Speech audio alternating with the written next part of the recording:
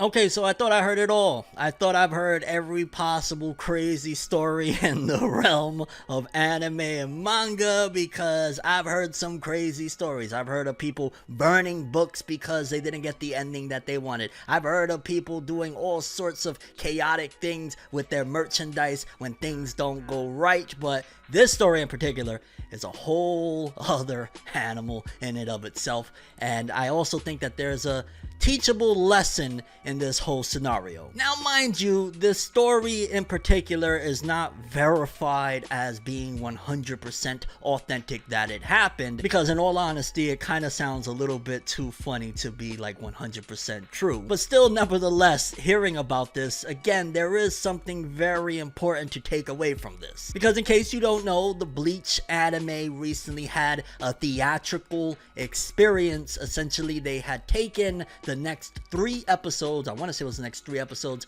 of the upcoming season of Bleach's 1,000-Year Blood War, alongside with some interesting tidbits of, like, I want to say it was some commentary from the original creator of Bleach, Tite Kubo, and they combined it and made it this big theatrical run where basically it was about, I want to say maybe, I don't know, like 90, somewhere in there, like 90 minutes, something like that, and they packaged it as a film, as a essential movie that you can go and see in theaters. And this is not anything new per se that like Shonen Jump has done in the past. They did this similar thing with Demon Slayer, where they had like the first episode or 2 of an upcoming season alongside with previous episodes. So they've been experimenting with different things as far as like putting anime into theaters, because yeah, it has become somewhat of a cash cow. And also I think that this is somewhat of a subversion opposed to what Shonen Jump used to do in the past, or anime in general used to do in the past, where essentially they would pack a whole bunch of filler into anime to kind of, you know, supplement things and essentially increase the revenue, where now, regardless of whatever content you get, there is some type of value that is obtained. Not that filler necessarily didn't have value, because sometimes some of those fillers were actually really interesting, and some of those characters even eventually made their way into the canonical stuff of the stories. So I don't want to completely dismiss fillers, especially like there are some iconic fillers out there. You know exactly which ones I'm talking about when you think of them. But again, this theatrical experience has become pretty much a big deal. Now, I say all that to say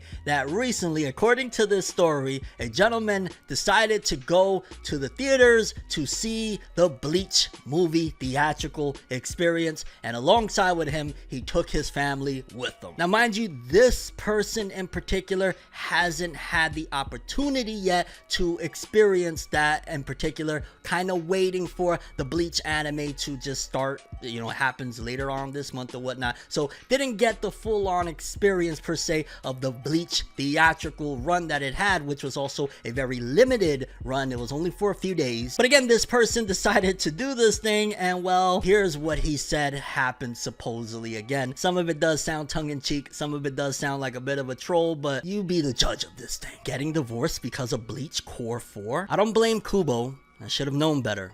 And it's not just his fault. My marriage had some underlying issues going into this. I read the manga, but it's been a while, so I thought my wife and kids would like to go see Bleach in theaters with me because I was so excited about it. I didn't think the fan service was that bad. When the title card with Yoruichi's "Don't Say It's Behind" happened, my daughter asked me why they were showing her "Don't Say It's Behind" so prominently, and I told her it was because Yoruichi had very powerful glutes and hammies due to her shunko and training, but my wife for some reason was triggered and yelled BS at me when me and my daughter were just whispering. During the big fight with Yuha Baha Yawatch, whatever you want to call him, it showed Orahime's outfit, and my wife just muttered "unbelievable" to herself and stormed out.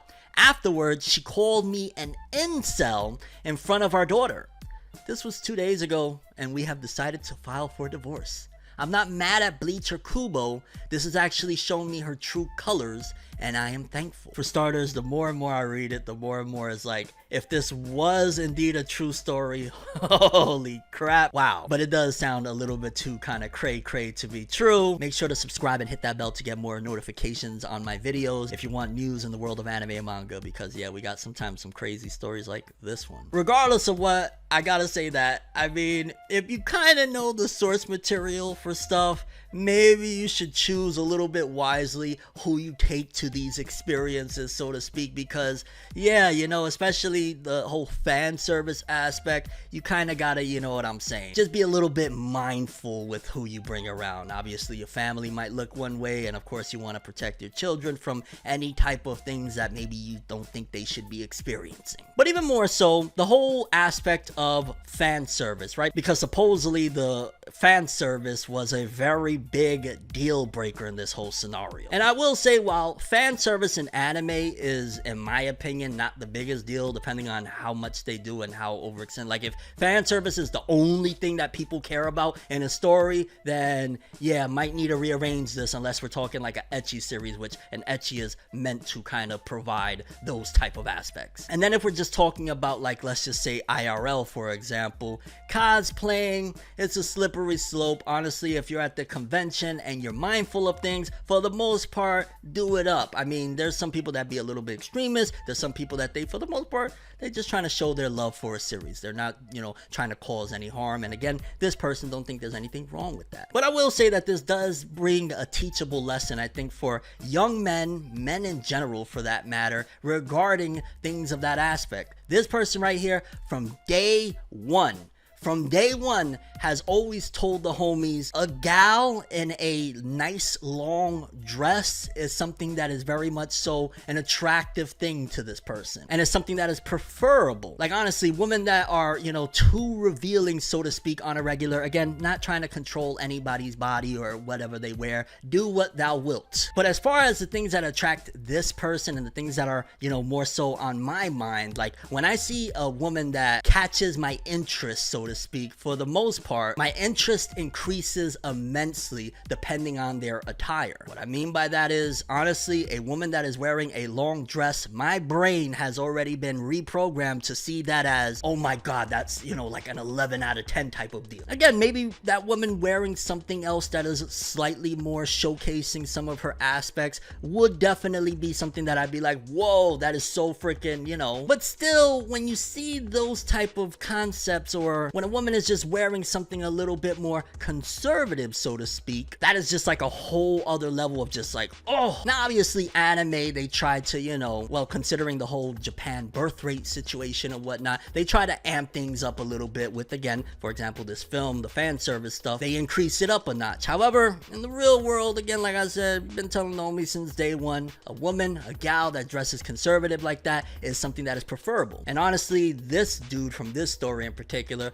probably should have kept that more in mind when going, like, at the end of the day, bro, even if you forgot about the Yoruichi scenes or whatnot, where she's just very much so showcasing aspects, ultimately you gotta, you know, think about these things before you allow your kids to experience different mediums. Now honestly, again, the whole scenario with the wife saying like unbelievable and whatnot, I think that that's maybe a combination of maybe overreacting, as far as like, yo, it's a movie, and also maybe you should have did your due diligence before entering as well. But then at the same time, a concerned parent of maybe her whole aspect wasn't necessarily like, you brought us to see this degeneracy, you incel, but was more so, again, you know, being mindful of what the kids watch, listen to. Honestly, that's a great parent. That's signs of a great parent that cares. Now this whole thing leading to a divorce, honestly, it sounds like if this scenario was legit somehow, there was, again, based on what dude said, underlining issues with the marriage, and this probably would have been just a